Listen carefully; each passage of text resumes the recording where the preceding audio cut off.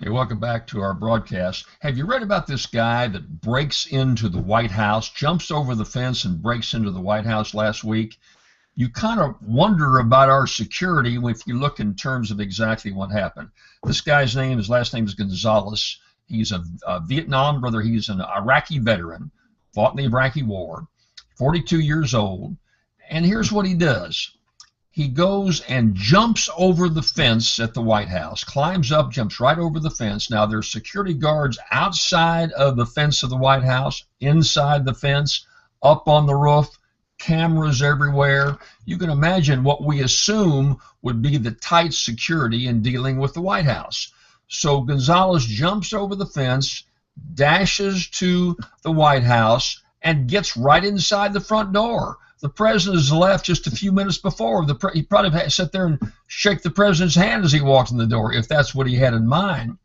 So you wonder, well, what are the checks and balances? Well, there are about 7 checks and balances before you can actually get into the White House. First of all, there's guards outside the gate that are looking for suspicious characters that may want to jump over the fence. Then once you get across the fence, there is security cameras and guards on the roof looking down at you to tell you something's going wrong. There's a procedure where they're supposed to release dogs. They've got attack dogs that they're supposed to release to go get someone. It's a long, long run from the fence all the way to the door of the White House. No dogs are released. Then there's agents outside on the downstairs floor that are supposed to be watching for this kind of thing. And every one of the 7 security steps, the checks and balances fail.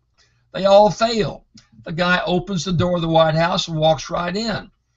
What happened? And let me, just the average Joe out here, give you a little suggestion. Number 1, first thing you ought to do is lock the door.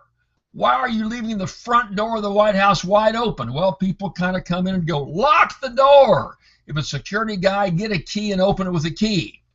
The story becomes more and more bizarre as you wonder what in the heck is going on with the Secret Service. Why aren't they following all these steps, checks and balances? And let me tell you about this guy. First of all, I'm reading off the press reports.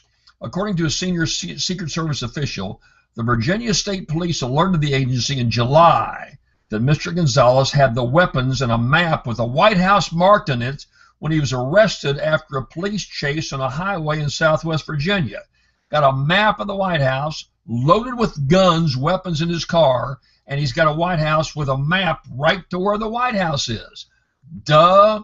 Shouldn't that give you a little suspicion that there's something going on right here?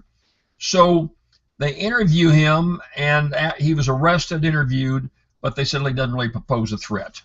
Then the next month, it gets more bizarre the more you look into it. The next month, Secret Service officers noted Mr. Gonzalez loitering near the fence in front of the south lawn. He's out there loitering, this is a month or 2 ago, with a hatchet hanging from his waist. The guy's, I mean, this is like some kind of a horror movie that you make up. This is Stephen King. This is not the real thing. It is. Hatchet hanging from his waist. A hatchet. Not a little knife or something like that. A hatchet hanging as he's standing right there by the White House.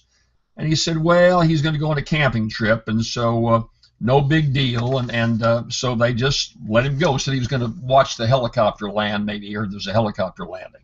So first he's got weapons and a map of the White House. Then again he's got a hatchet.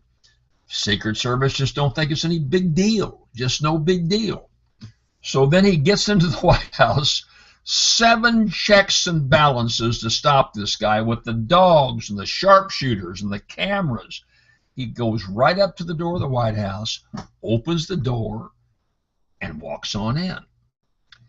You know, I try to make some common sense. I'm not some right-wing extremist or left-wing person that reads all this into it, but there is an element of just being able to do your job, just being competent.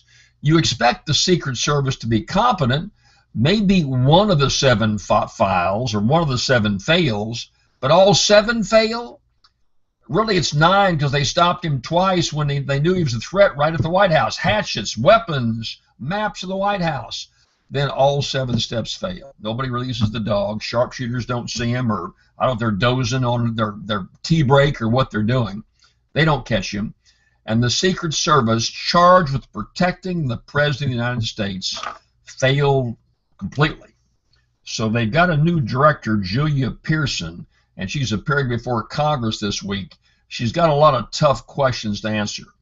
So, Ms. Pearson, I hope you'll see what happened to the 7 steps, but I'd start in one place. After this, get a key and lock the door. It's a Kafka movie.